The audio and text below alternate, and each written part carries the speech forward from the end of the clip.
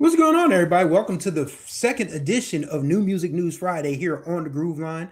I am your host on the Groove Line editor and on the Groove Line podcast host, Chris Stevens. Hopefully, you all are doing well this Friday. Those of us who are dealing with the Canadian forest fires, hopefully, everybody's inside. Hopefully, everybody's safe. Man, I had my air conditioner like running overtime. The only reason I turned it off because I didn't want it to be in the background while I'm talking on this microphone to you guys. But yes, New Music News Friday is a live show where we talk about different things from the world of R&B, jazz, dance music, hip hop.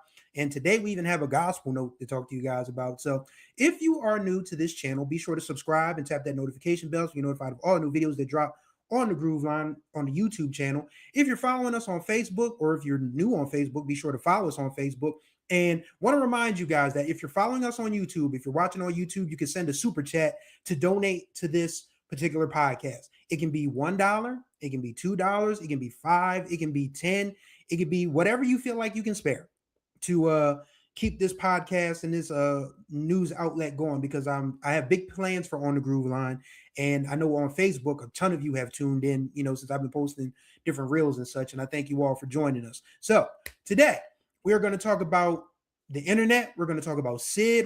Our lead topic, of course, is going to be Baby Rose. I think you guys are really going to like Baby Rose once you have a chance to listen to her after I explain what her album is all about. But first, we're going to get started today with this lovely trio.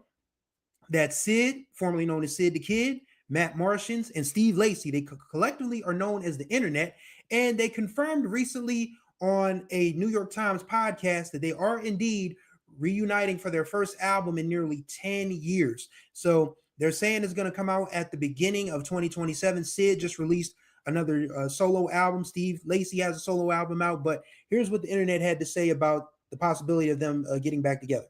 On a band album too. We have Steve beats on the album. There's like a Sid beat on the album. Matt's been sampling other beats of I've been ours. sampling beats that are not out. So I've been chopping stuff that's not out. I'd say we've been working on it for like on and off 4 or 5 years. Okay. Because the pandemic happened. So over the years, like we just got all this music from all this time, and it just built into this moment. Like we didn't plan for it to be almost finished around this situation. So we want to do things that aren't money plays with the internet. And that's part of the reason why we did our solo thing. So when we come to the internet, we can do things that are cool. When we're making something together and we feel excited about it, that's usually a good sign. When are we going to actually hear this new internet album? Great question. Next year. Next year. Early next year. Saying early 2027. Yeah, because we got tours to do. And Tours. If you're lucky, I mean, maybe a song. Yeah, maybe we'll have a song. That'd be fun. yeah. Okay. So that's the internet saying that they are coming in the first half of 2027. And as somebody who has followed them from the very beginning, and the first concert I ever went to by myself as an adult was the internet. I went to go see them at the Trocadero in Philadelphia. Rest in peace to the Troc. If you've never been to that part of Chinatown in Philly, it's a very interesting sort of location, shall we say. For one, there's no parking. You got to park at least 4-5 blocks away from the Trocadero and then walk up to the venue. I mean, it's cool like that because you meet different people along the way. And the way the internet was torn around the Ego Death album at this time. Their last album was Hive Mind in 2018. So I had a friend on social media who was living in Philly at the time, and this was going to be my birthday gift to myself, going to see the internet at the Troc. This was 2015. So yes, this was my 34th birthday.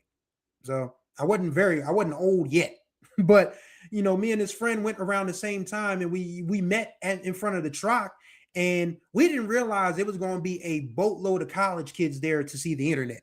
And my social media friend, she just didn't feel like it, so she left. And it was a good thing I didn't pay for any tickets yet. But, I did, I decided to stay because, I drove all the way from Wilmington, Delaware. Granted, all the way is about 35, 45 minutes from my front door to Chinatown.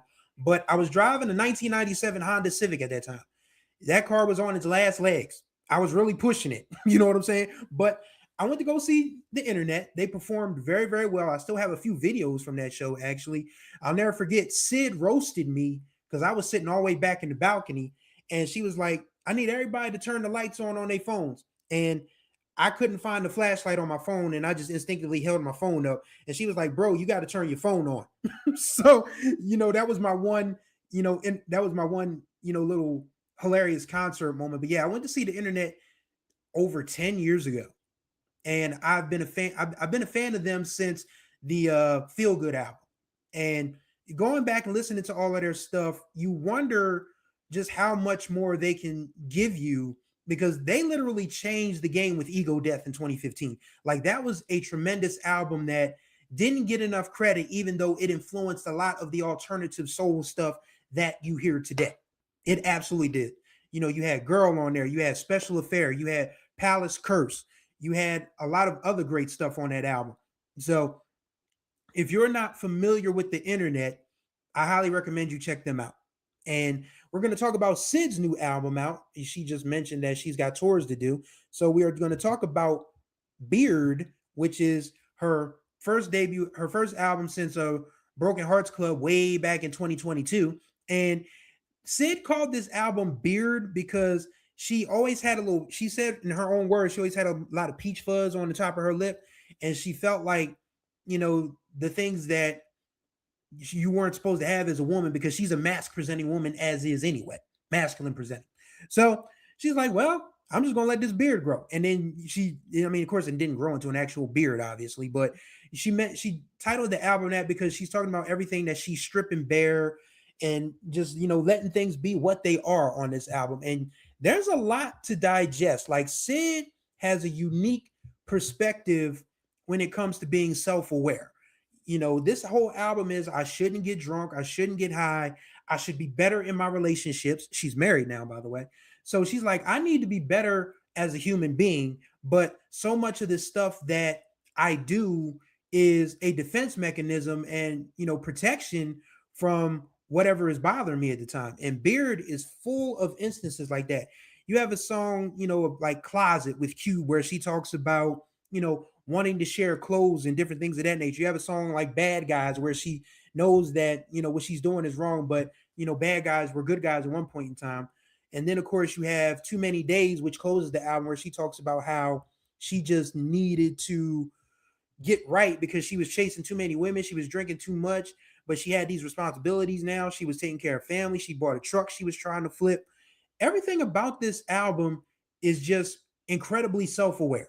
And the production, for one, it's Syd doing most of the work on the production anyway. So it's going to be, solid work, because what people don't know, what people forget about Syd is she was originally Odd Future's engineer. That's right. She worked with Tyler, the Creator. She worked with Earl Sweatshirt, Haji Beats, and all of those guys, those maniacs. Odd Future was a crazy group of dudes, by the way, if you weren't familiar. But just being able to listen to Syd's maturity as an artist, I think, is something that, those of us who have been listening to her for a very long time with the internet and solo are just amazed that she just continues to get better as an artist. And that is what Beard is to me. It's like a natural progression of a talented human being digging deeper into their personal world, their personal wounds, the things that they want to fix, the things that they're afraid to confront. And Syd does that very, very well on this album. So if you have not heard Beard, please go check out Beard. The lead single is Callin'. It features Blue June, who did a lot of writing on Beyonce's Renaissance album. Matter of fact, Syd has a credit on Renaissance. Syd's demo for Plastic and the Soul for Beyonce turned that into this incredible love song about Jay-Z, which people at the time were kind of annoyed with, which I found shocking. But Syd, being a songwriter, her getting that placement on Plastic on the Sofa just reminded people just how good she really is. And if you check out Beard, you'll understand why she is that damn good. Shouts out to Triple H. But yes, so we got another news item I wanted to bring to the table, and that is the fact that there is going to be a gospel residency in Las Vegas. That's right. There's going to be a gospel residency October 8th and October 9th at, fittingly enough, the Theater at Virgin Hotels in Las Vegas, Nevada. You will have Fred Hammond. You will have Dietrich Haddon. You will have the Clark sisters performing in Las Vegas. Now, as someone who forewent the church, for decided to forego his attendance at church during his senior year of high school, I am probably one of the most least religious people on the planet. I will admit that with a straight face. But you can't deny the impact of Fred Hammond. You can't deny the songwriting. You can't deny the songwriting chops of Dietrich Haddon, and you just can't deny the Clark sisters as just being one of the more transcendent, forget gospel acts, just one of the more transcendent groups of their generation, probably all time. Because if you notice, anybody that's listened to a Clark sister song know that that family has been through the fire as a unit and separately. I mean, never forget that Lifetime series about the Clark sisters was just so well done. So well done. You learn that Twinkie, unfortunately, as being the musical genius, carried the weight of the world and that family on her shoulders. You had Jackie, dealing with different things. You had Karen as the baby trying to figure out her place in the group. You had Dorinda going through some things. So, if you have not watched that Clark sisters, I don't know if you. It's not a documentary. Obviously, I guess it's a biopic. Yeah, we'll call it a biopic. If you're not watched the Clark sisters biopic, but of course, Anjanae Ellis plays, Maddie Moss Clark to the utmost. Like she got nominated for Oscars and Emmys for that. So if you have not checked out the Clark sisters biopic, it was on Lifetime. It might be on stream now. It might even be on DVD. You never know. But yeah, please go check out that Clark sisters biopic, and you will just discover that this family from Detroit, this group of women, because Maddie Moss Clark raised her daughter solo because her husband left her after a while because he didn't understand, family life. And, the Clark sisters, you let the sunshine in. That was Twinkie listening to Master Blaster by Stevie and turning that melody into a gospel standard. And that's always interesting to note that music, Western music at least, does not really have a separation of church and state. Now, I've said on this podcast many, many times that we need more church-going people to contribute to secular music. And people are going to say, Chris, that is very contradictory. And I'm going to say, fair. But you got to remember, a lot of our favorites started in the church. Al Green, Marvin Gaye, Aretha Franklin, Sam Cooke, Patti LaBelle. Basically anybody who was anybody in R&B and soul in the 50s, 60s, and 70s, they all came out of the church. They all came out of the church. And you need to be able to sing, man. You need to be able to sing. You need to be able to play instruments. Some of the best instrumentalists got their start in church. Those bass players. You got to hold that bottom in the church, man, because you got to have people up on their feet. Your bass line can't be, just all over the place. You drummers, you got to be in the pocket. Horns. I've never been to a church that has horns. I would think that would sound cool, but there are guitar players in church. There's different percussionists. So you need church music and you need church musicians for that real feel of soul. And of course, as far as the vocals go, you need what the folks call the oil in their voice. You need the oil in the voice because a lot of these singers today ain't got it, man. Male or female. That's why I really am just like blown away that people really consider Chris Brown to be this virtuoso of an artist because he's been singing the same crap for over a decade. The same drug-addled, late-in-life gang member, grad chapter blood, foolishness. I don't get it. But but there's still a place for true R&B. I firmly believe that. You just have to look a little further deeper than you would probably like to look. Like, for one, as I've said before, don't listen on the radio because the radio is only going to play what the major labels kind of direct them to play. It just is what it is in that regard. If you're not familiar with the politics of the record industry, just look up a little term called payola. Never forget, Clive Davis got in so much trouble back in the mid 70s, early 70s when he was the head of CBS In fact, he got fired for it because he was being accused of payola scandals. And what payola means is that pretty much the record labels were paying radio stations to play certain artists. And of course, unfortunately, Kenny Gamble and Leon Huff and Philadelphia International got caught up in that. I mean, you got to read this book called A House on Fire, The Rise and Fall of Philadelphia Soul by John A. Jackson. But yes, there is an entire chapter and a half, and then some, about Clive Davis being fired from what was then CBS Records, is now Sony Entertainment. But yeah, back then it was CBS Records. He was fired from CBS in 1973 for misappropriation of funds. And remember, Clive Davis had a huge impact on Black music at that particular point in time, in the middle point of the 70s. He had introduced the world to Sly and the Family Stone. He had, given Philadelphia International a distribution deal. And he got nailed to the wall on a payola scandal. And it's almost, I'm not going to say it's almost like it never happened, but he went and started Arista Records and just kept on trucking. And so did the record industry by and large. So, I mean, the payola scandal really didn't have that much of an effect, but it had enough of an effect to where people understood that, okay, maybe my favorite artist, or maybe we as artists, won't get played because certain labels already have their money invested in others. And, they're going to push them on radio. They're going to push them on American Bandstand. They're going to push them on Soul Train. They're going to push them on Solid Gold. They're going to push them on local music shows around the country. The music industry has always had some shenanigans with it, shall we say. And that's why I say all the time, you're not going to find what you want. I mean, it's rare. It is exceptionally rare. Like Leon Thomas hitting the ground with, hitting the roof with mud. That was kind of like a shock. Because I was like, man, this ain't no radio record. Still hearing it on the radio today in 2026.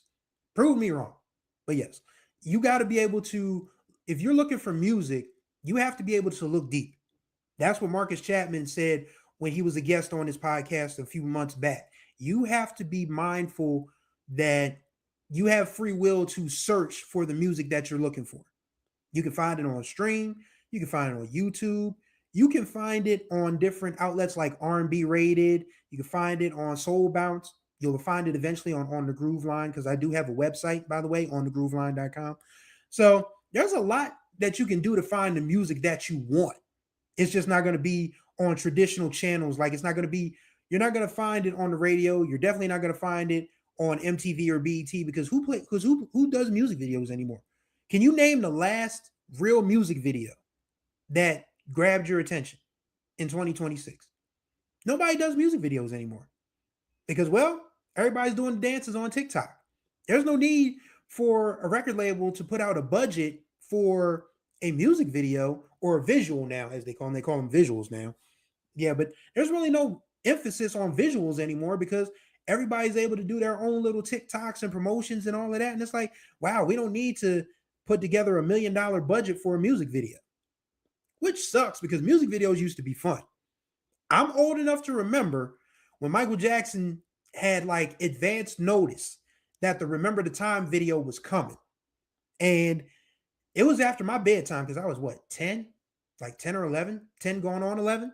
And my mom broke curfew for me that one time. She said, okay, you can watch this Michael Jackson video, but after that, lights out.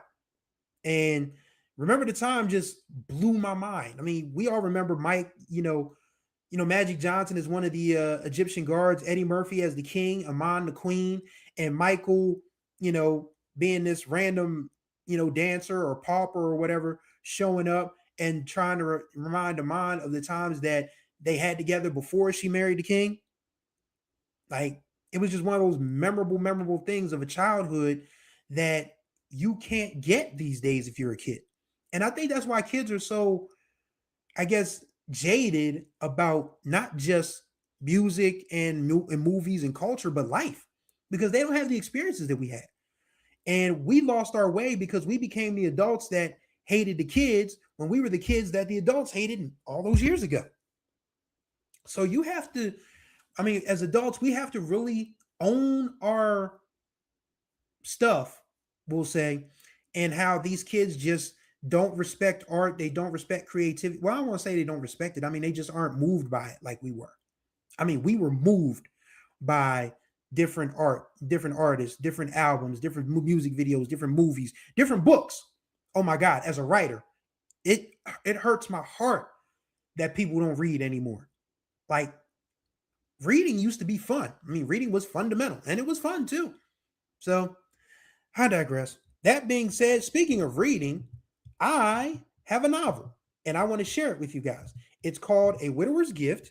It is about a widowed father who owns a bookstore and is trying to come to grips with the fact that his daughter is leaving for college in the summer. This takes place around Christmas 2021. So this is what, you know, this is what the book is about. I mean, it's a widowed father. He's trying to come to grips with the fact that his only daughter is leaving for college and it's just going to be him. And then his love interest is a public relations diva who only came back home for Christmas because her parents made her. This was during COVID. She was like, I ain't trying to give y'all COVID. She was like, we didn't got the vaccine. Come home, girl. So this is what my book is about. It's called A Widower's Gift. You can buy it at this link. It is a digital download, which means you get a PDF and an e-reader copy. So if you guys want to check out my book, A Widower's Gift, I would love it if you did. No pressure. It's only $2.99. So you won't lose. I mean, you only lose $3 if you don't like the book. But if you like the book, you get a book for $3. Can't beat that. But yes, so that's going to do it for the commercial presentation of our show. And the album I wanted to talk about in full today is this gem that was released last Friday. This is Baby Rose, and she has an album out called YEARNALISM. Now, you guys are familiar with the term yearning, obviously. So this album is about a special kind of yearning for a romantic, for romance, for self. I mean, Baby Rose is another one who is incredibly self-aware. In fact, I'm going to play this clip from a recent interview she did with Vibe magazine where she explains her creative process. Being used past the third take. Like, we're just keeping the rawness and realizing that a part of what makes me who I am is the surrendering aspect. And yeah, I think that everything can be beautiful and polished and lush and all of the things. But when it comes to the lead vocal and my performance of that, there needs to be a true reflection of the song. And that can only come from vulnerability. And how much more vulnerable can you be than when you just allow yourself to, I don't know, not overcook it and not over perfect your performance. See, that's a very interesting way of looking at art. And this is coming from somebody who has self-published 12, or is it 12 or 13? I can't remember. I've done a lot of books over the last 10 years. We'll say 13. So yes, I've written 13 novels by myself independently. And there is that itch to just keep perfecting things, but you got to be raw in your art. And I think it's an incredible thing that Baby Rose is admitting that, yes, it's nice that my music can sound like this and sound like that, but at the same time, you just can't be you can't be a perfectionist. You got to let things be what they are. And yearnalism is a huge lesson in, just surrendering and just living in the moment and, coming to grips with the fact that when things are over, they're over. Like the lead single is a song called But Never Mind, or it's styled, but not apostrophe, but comma NVM. Because the kids use shorthand these days in their text, and NVM is short for never mind. But yes, this is a song about a girl who is talking about how she gave her love to this person, how it was never enough, and how the love that she gave to this person was for them only, and that they could have had it all. But at the end of the day, this person wasn't ready for it. She's like, but never mind. And fellas and women who love the ladies, because we are a equal opportunity program around here. We are not, biased in any stretch of the imagination. If a woman tells you never mind, forget it. Like you got to cut your losses and move on. Because if a woman says never mind, she has already moved on. And this song is by Baby Rose is absolutely a perfect example of that. When a woman says, but never mind, dunzo. So you got to, kind of move on with things. It's like, wow, okay. Yeah, I messed that up. So let me try to remember that for the next time. And she's got a duet with Elmine, which is the African the African UK singer who is one of the better young vocalists today. He's only 25 and he can sing his tail off. Apparently, he says he doesn't engage in sexual activity because he doesn't want it to mess up his voice. Now, as somebody who can't sing, I can't imagine that would be that much of a problem. But again, I have never had to nurse a vocal instrument. This voice that you hear, it's mine, unfortunately. I wish I had a deeper voice. Like, I joke on this all the time. It's like, if a woman that has a sort of, a spicy tenor, a salty tenor, or even a little baritone or a little husky in her voice, she can have her way with me because, well, we both can't sound like public accountants and IT professionals. One of us has to have some bass in our voice. And the bass is absent from my voice, unfortunately. So that's why I enjoy Baby Rose so much, because she sings like the old jazz singers from back in the day, the old Sarah Vaughns, the Donna Washingtons, the Billie Holidays, the Nina Simones. I'm not saying she's as great as them because, I mean, she's only 31 years old. She's got a lot of growing to do as an artist. But if you are listening, if you think Baby Rose sounds like a baby, no, she sings, from the diaphragm, and has some, some bass to her voice. And it's very fun to listen to her, interpret songs like Sunday, where she just talks about how wonderful things are on a Sunday morning, that she's able to restart her life again. Because Sunday, we always get the Sunday scaries, right? Those of us who have jobs, we always like, man, we enjoyed this weekend, but damn, it's back to work on Monday. But Baby Rose uses Sunday as a way to say, okay, now this is a chance for me to reset and get ready for the rest of the week and for the rest of my life. So that song is a standout. I mentioned Is It Love with Elmine, and she's also got a duet with her on Leon Thomas called Best Friends. And that song is going to be one that a lot of people who are in and out of relationships with people that they absolutely love as human beings, but maybe they don't have the best romantic chemistry, are just going to flock to. Because even Baby Rose says at the end, I just miss my best friend. And we've all been in a relationship where, we just miss hanging out with that person. Like, it ain't even got to be nothing sexual. It ain't got to be nothing romantic. It's just the fact that y'all had a vibe, like a chemistry together that only you two understood. And you understood quite clearly what it was. So there's that on this album. There's the closing song called Jasmine Sonnet, because Jasmine is her birth name, Baby Rose's birth name. And it's just her talking about all the things that, she should have done when she was a kid, or maybe she missed out on as a kid, but now that she's an adult, she gets all of those things. And again, you're going to like Yearnalism. If you just go listen to it, it's it's yearnalism, like, the word yearn and alism, because I think it's kind of like a play on journalism as a writer and as a sports writer and as a day job. I can definitely relate to that. So yeah, yearnalism is Baby Rose's journal into yearning. And we all have been there, yearning for something, yearning for love, yearning for acceptance, yearning for happiness, yearning for peace, yearning for that thing that person did the other night. we all can relate to yearning in some form or fashion. And Baby Rose gives it to us on Yearnalism. Again, she's only 31 years old. She's got an interesting story. She was born in DC. She was raised in Fayetteville, North Carolina. Her mother was a manager for a DC rap group, and that's how she got in front of different labels and things. She went to Spelman, HBCU, all women's HBCU in Atlanta, to I think it was in major either in sociology or psychology, but she still continued to perform.